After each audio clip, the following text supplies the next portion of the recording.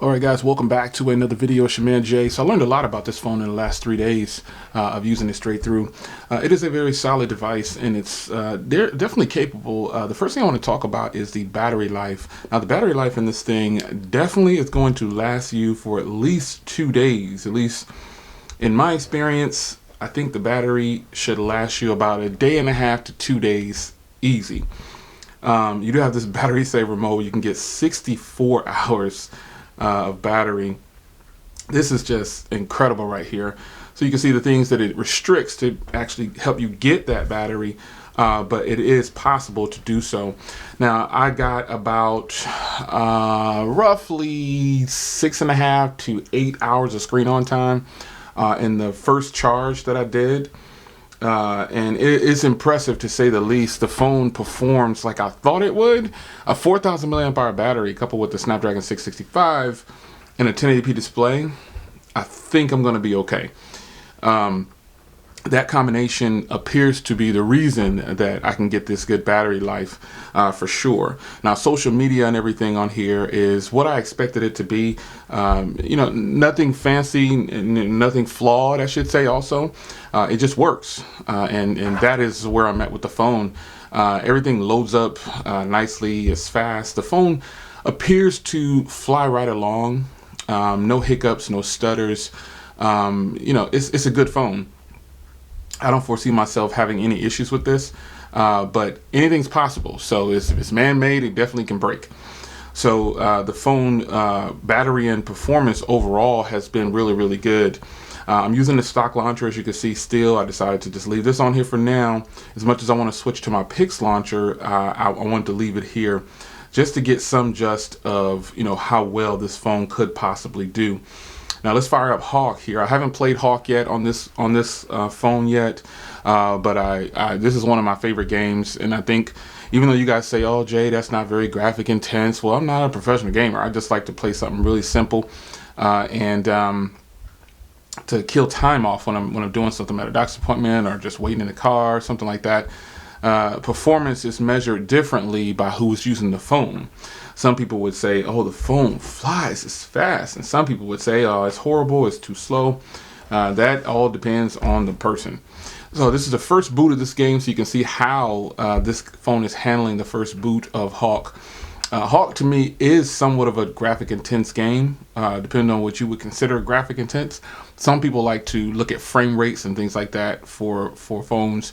I personally just look at how smooth it's going. I'm not looking for drop frame rates or anything like that. And I just play. So this is how it's going to play for you. I think that's pretty smooth. Try to sneak by me. I think it's really smooth. This is a game that I like to test out phones with, because I think it's one that a person would probably be quicker to play, because it's going to be something that can kill time super easy for you. So if you're sitting in the doctor's office, or you're waiting for, you know, your mother to come out, your sister to come out, your brother, or you're just sitting around trying to kill time, games like this is what people tend to play to kill time. Just something that's really simple. Just shoot. That's what we tend to look for. So, you know, as I play this, I talk about performance. The performance is fine, especially for day-to-day use. I don't really see too much going wrong with this phone, because Xiaomi makes some quality products. And if you've never used a Xiaomi device, I think you'd be hard-pressed to pass on some of these, man. They're really good, they're totally affordable, and they definitely can get the job done for your daily task. Now, when it comes to the cameras, I actually think these cameras are better than some flagships that I've used. And we often do run into phones that have better cameras than so-called flagships. It's just a thing. This is how it works. Flagships today definitely don't have the best sets of cameras. And in a lot of situations, the camera might be the weakest part of that phone. And in this particular situation, this phone performs exceptional with the camera. It's got lots of modes in here for shooting footage. Now, it does have a 48 megapixel camera It's one of the main shooters. It is absolutely great. It takes great photos. Video is actually really solid. The microphones do well. You can see the recording qualities right here. Let's go into settings for you here so I can give you a better look at the. It's got macro mode. It's just incredible, man. Video settings right here. We go. Uh-oh. I'm looking for my video. I'm looking for the. This is where I was looking at before. I couldn't find the actual to switch from in here. And I got my glasses on, but let's go here. You click here to get through all the modes. 4K 30, 1080p 60, 1080p 30. It's a good look. Footage is absolutely fantastic with this device for the cameras. There's not a lot of affordable phones out there that have a camera that performs at this level. And I would definitely put this phone up against probably any phone that I have in the catalog when it comes to cameras. So after that, folks, what do you look for in a review? I mean, it looks good. It's got a fingerprint reader, facial recognition, a big screen, a big battery, an IR blaster, a headphone jack, Type-C, pretty decent speaker down there, beautiful screen. What else can a person do when they're looking for a smartphone? It's more, a lot of times it boils down to how the phone looks sometimes. And, you know, this is a good looking phone here, minus the fingerprints.